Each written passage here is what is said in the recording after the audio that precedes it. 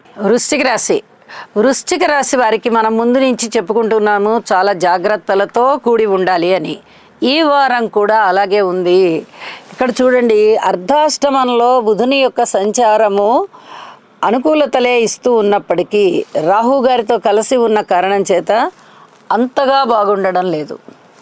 పంచమ స్థానంలో శుక్రాచార్యుల వారు చాలా బాగుంటూ ఉన్నప్పటికీ శని గారితో కలిసి ఉన్న కారణం చేత అంతగా బాగుండడం లేదు. షష్ఠ స్థానంలో చంద్రుడు బాగున్నారు.